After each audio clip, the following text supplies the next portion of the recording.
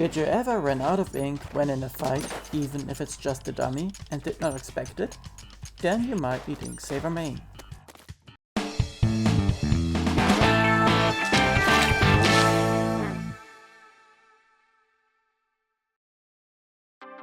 Hello and welcome, this is Lean, and in this second episode of the ability comparison series I talk about Inksaver main and ink consumption in the game.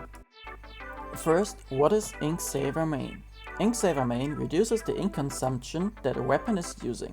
For example, instead of only 10 flicks with a splat roller, you are able to do 11 or 12 flicks or even more with it when you just use a tiny bit of Inksaver main.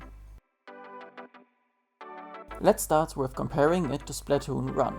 The Splattershot Junior can shoot about 200 shots with a full ink tank, and as we can see, it takes the same amount of time in both games.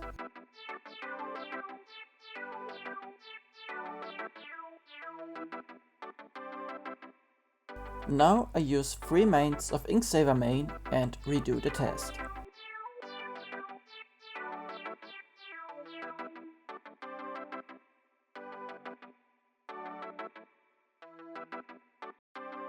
As we can see, it still takes the same amount of time, and therefore we can see that Inksaver main still behaves the same as in the last game. But is this always the case? Let's take a look at the 96 Gal. The 96 Gal can do 40 shots without any Inksaver main. Now let's redo the same test as we did with the Splattershot Junior and go with 3 mains of Inksaver main.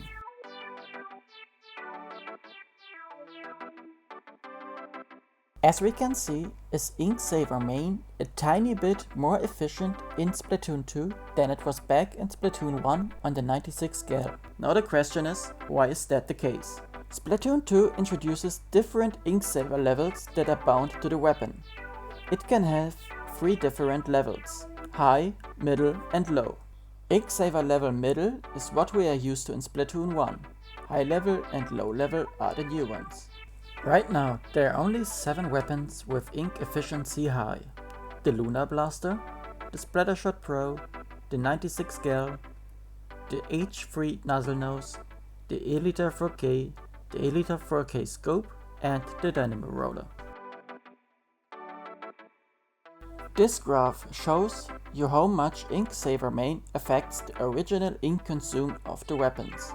As we can see, it ends with 60%, 55% and 50% for Inksaver level low, middle and high respectively. In the description I added a link to a Google Docs where you can see the exact effect of a main and sub combination. The last thing I would like to talk about is the comparison of ink consumption with the old game. There are only a few weapons when nothing changed, like the 96 Gal and the Jet Squelcher. But weapons like the Aerospray got a nerf, and weapons like the Rapid Blaster got a buff when it comes to ink consumption per full charge shot. From the weapons currently released, the Splattershot Junior, the 96 Gal, the Jet Squelcher, the L3 Nozzle Nose, the Splat Charger, the Splatter Scope, the Ink Brush, the Octobrush, the Heavy Splatling, the Mini Splatling, the Slosher and the Tri-Slosher did not get any ink consumption buff or nerf. A buff regarding ink consumption, we have the Rapid Blaster, the Eliter 4K Scope, the normal Eliter 4K, and the Dynamo Roller. Every other weapon has some sort of ink consumption nerf. In the Google Docs in the description below, you can also find the full list of what changed with the ink consumption of these weapons. The last interesting thing I can say about ink consumption is that the vertical and the horizontal flip take the same amount of ink for all old rollers.